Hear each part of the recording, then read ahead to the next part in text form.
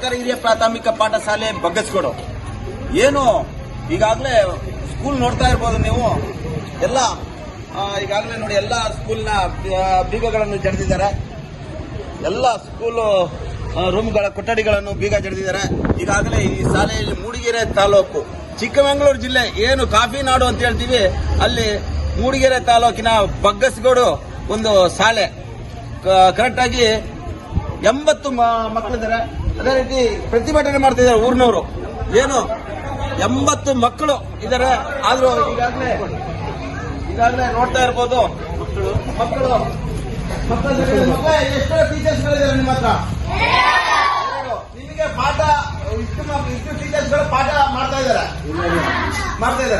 ಇಷ್ಟು ಟೀಚರ್ಸ್ಗಳು ಪಾಠ ಮಾಡ್ತಿದ್ದಾರೆ. 26 ಮಕ್ಕಳಿದ್ದಾರೆ ಸರ್. 1.5 ತಿಂಗಳಾಯ್ತು. 4 ಟೀಚರ್ ಇಲ್ಲಿ ಇದ್ರು.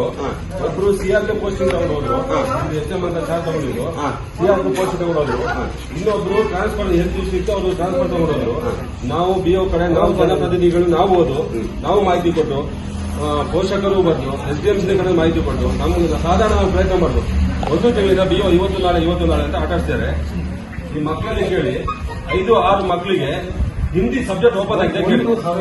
1 to 7 ಇರೋದಿಲ್ಲಿ 5-6-7 ಮಕ್ಕಳಿಗೆ ಹಿಂದಿ ಸಬ್ಜೆಕ್ಟ್ ಇವತ್ತು ಓಪನ್ ಆಗಿದೆ ಕೇಳಿ. ಓಪನ್ ಆಗಿದೆ ಮಕ್ಕಳೇ, ಹಿಂದಿ ಸಬ್ಜೆಕ್ಟ್ ಓಪನ್ ಆಗಿಲ್ಲ. ಸ್ಟೂಡೆಂಟ್ಗೆ ಕಾಟಾಚಾರಕ್ಕೆ ಸ್ಕೂಲ್ ನಡೆಸೋದು.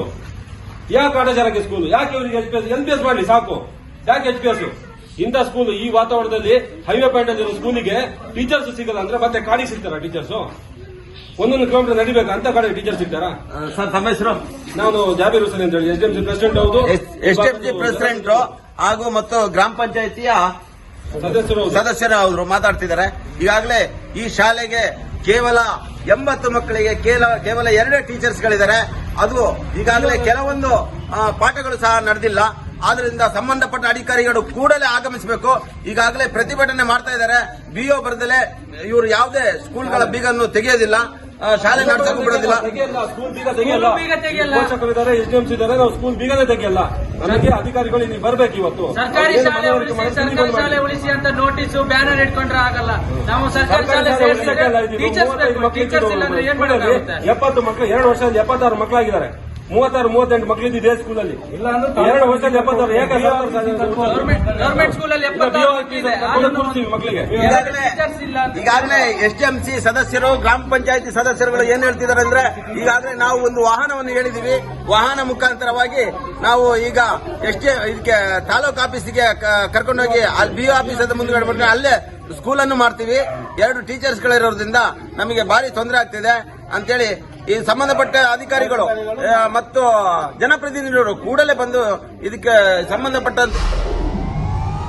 ವಿಡಿಯೋ ನೋಡಿದ್ದಕ್ಕೆ ಧನ್ಯವಾದಗಳು. ಮುಂದಿನ ವಿಡಿಯೋದಲ್ಲಿ ಸಿಗೋಣ. ಕ್ಷಣ ಕ್ಷಣದ ಸುದ್ದಿಗಾಗಿ ವೀಕ್ಷಿಸಿ ನ್ಯೂಸ್ ಕರ್ನಾಟಕ, ಸದಾ ನಿಮ್ಮ ಜೊತೆ.